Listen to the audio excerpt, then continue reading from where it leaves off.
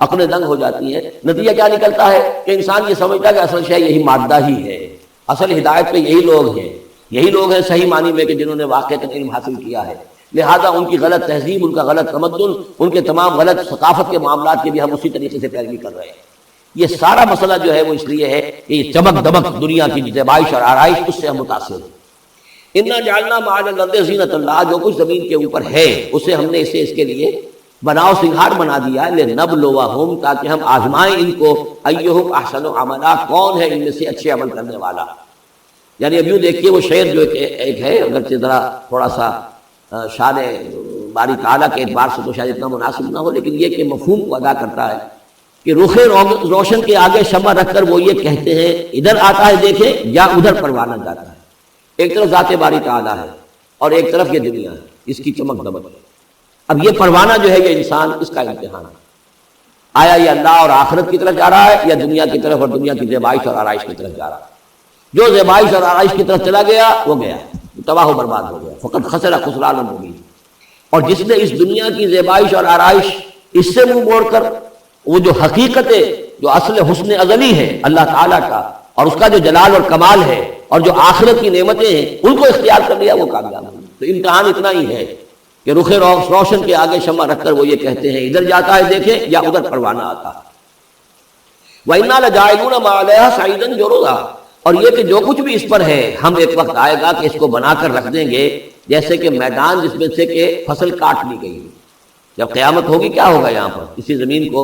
نہ یہاں پہ کوئی وہ پہاڑ رہ جائیں گے کوٹ کوٹ کر چپٹی کر دی جائے گی، نہ یہ آپ کے پاس جو ہے وہ اسکائی اسکریپرز رہ جائیں گے، نہ یہ اعلیٰ شان عمارتیں ہوں گی. کچھ نہیں ہوگا، یہ سب برابر ہوگا جیسے کہ کسی کھیت کو فصل کاٹ دی جاتی ہے تو اب وہ پڑا ہوتا ہے ویران.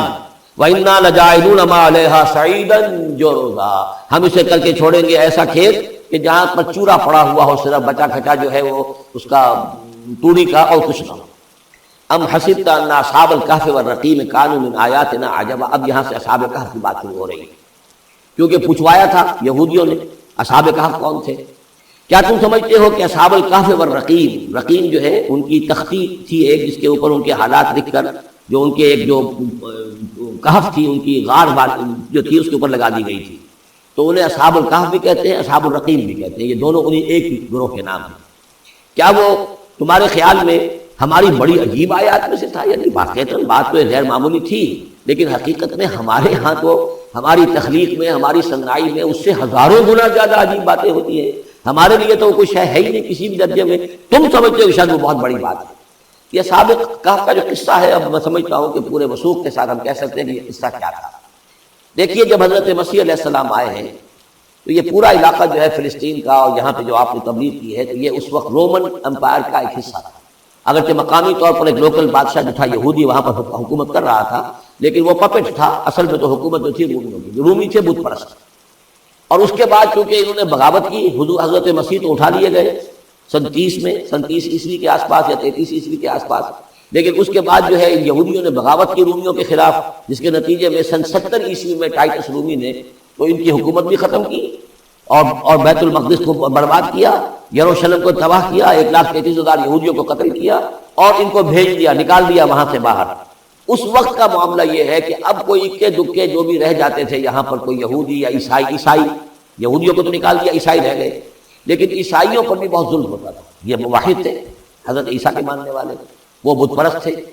تو اس زمانے میں کہیں بادشاہ کوئی تھا ڈیسیس یا دقیانوس جس کو کہتے ہیں، اس کے زمانے میں کچھ جو عیسائی تھے حضرت عیسیٰ پر ایمان رکھتے ہیں. آج کے عیسائیوں پر قیاس نہ کیجیے، جو نصارہ تھے حضرت عیسیٰ کو ماننے والے جو موحدین تھے، ان میں سے کچھ نوجوانوں کی پیشی ہوئی بادشاہ کے دربار میں. انہوں نے کہا کہ تم اپنے نئے دین سے اگر باز نہیں آؤ گے، اتنے دن کی مہلت تمہیں دی جا رہی ہے تو تمہیں چھری چڑھا دیا جائے گا. بس مہلت دی جا رہی ہے، جاؤ غور کر لو، سوچ لو.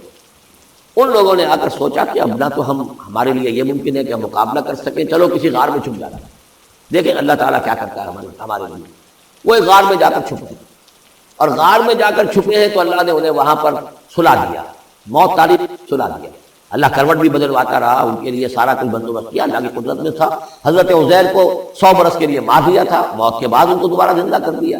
لیکن یہ کہ ان کا معاملہ یہ ہے کہ ان کو وہاں پر جو ہے تقریباً 300 برس یہ وہاں پر پڑے رہے اس غار کے اندر. غار کی شکل کچھ خاص ایسی تھی کہ ادھر آنا جانا لوگوں کا تھا ہی نہیں. اور یہ ہے جو موجودہ ترکی کے علاقے میں شہر ایفسس ہے، اس کے آس پاس ہیں اس طرح کے غار، جیسے ایجنٹا کے غار ہندوستان کے مشہور ہیں، ایسے ہی وہاں بھی غاروں کا سلسلہ ہے. اور ہیں بھی وہ ایسے کہ ان کے دہانے جو ہے وہ ہیں شمال کی جانب، تو دھوپ ان میں براہ راست نہیں جاتی، صرف یہ کہ ریفلیکٹڈ لائٹ تو آتی ہے لیکن یہ کہ براہ راست دھوپ نہیں جاتی. تو ایک طرح کا اندھیرا تھا اس کے اندر، ٹوائی لائٹ جسے آپ کہہ لیں، وہ رہتا ہے سارا دن.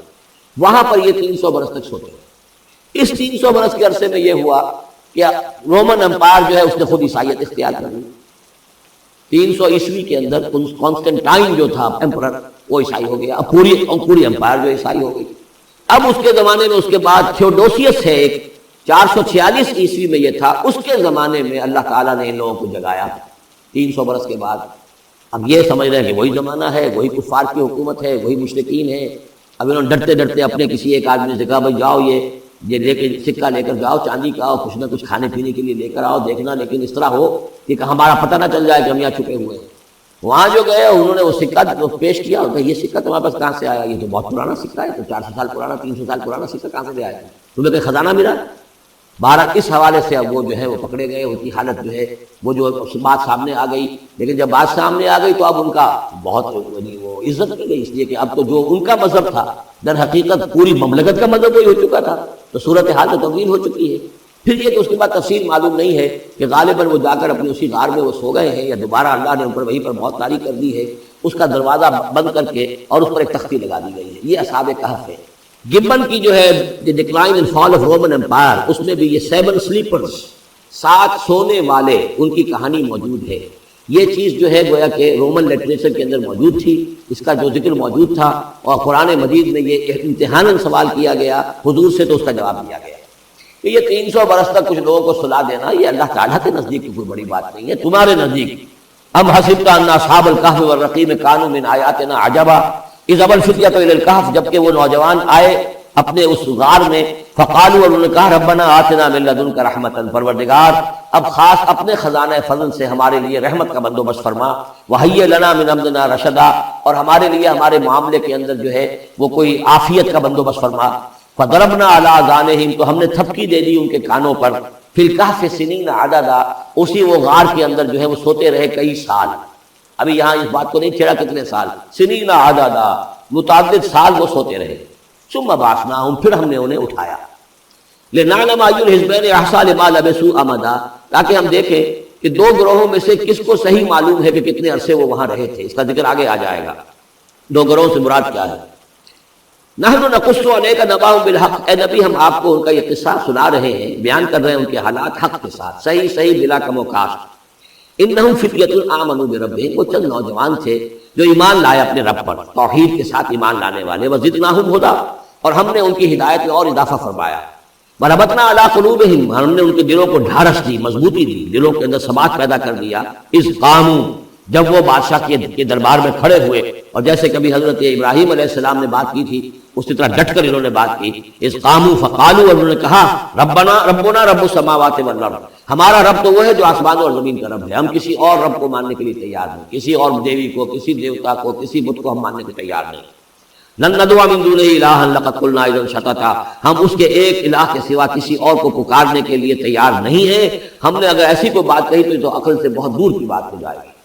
ہؤلاء قوم اتخذوا من دونہ آلہہ، یہ جو ہماری قوم ہے اس میں بہت سے آلہہ جو ہے اختیار کر لیے ہیں اللہ کے سوا، انہوں نے اختیار کر لیے ہیں بہت سے آلہہ اس کے سوا. لولا یاتون علیہم بسلطان بین، تو کیوں نہیں وہ پیش کرتے ان کے اوپر کوئی دلیل، کوئی سند، کوئی اللہ کی طرف سے اتاری ہوئی سند ہو، کوئی آسمانی کتاب ہو. فمن اظلم ممن افترى علی اللہ کذبا، تو کون ظالم ہوگا اس شخص سے بڑھ کر کہ جس نے اللہ تعالیٰ کی طرف جھوٹ گھڑ کر منسوب کر دیا. تمہارے لیے اب مہلت صرف چند دن کی ہے، اس میں تم فیصلہ کر لو. اگر تم اپنے دین سے واپس نہیں پھرو گے اور ہمارے دین میں واپس نہیں آؤ گے، اپنے دین کو چھوڑ کر نئے دین کو، تو تمہیں ہم ہلاک کر دیں گے. اب یہ وہاں سے جا کر مشورہ کر رہے ہیں. وَإِذْ اعْتَزَلْتُمُوهُمْ، اور دیکھو جب تم نے اب ان سے اپنے آپ کو علیحدہ کر لیا ہے. وَمَا يَعْبُدُونَ إِلَّا اللَّهَ، اور ان ہستیوں کو بھی تم نے چھوڑ دیا جن کی وہ پرستش کرتے ہیں اللہ کے سوا. فَآوُوا إِلَى الْكَهْفِ، تو اب آؤ کسی کھو میں، کسی غار میں پناہ لے لیں. يَنشُرْ لَكُمْ رَبُّكُم مِّن رَحْمَتِهِ، تمہارا رب تمہارے لیے وہاں کوئی رحمت کا سامان کر دے گا. وَيُهَيِّئْ لَكُم مِّنْ أَمْرِكُم مِّرْفَقًا، اور تمہارے معاملے کے اندر اللہ تعالیٰ خاص اپنی طرف سے کوئی نرمی اور کوئی آسائش کا سامان پیدا فرما دے گا. وَتَرَى الشَّمْسَ إِذَا طَلَعَتْ تَزَاوَرُ عَنْ كَهْفِهَا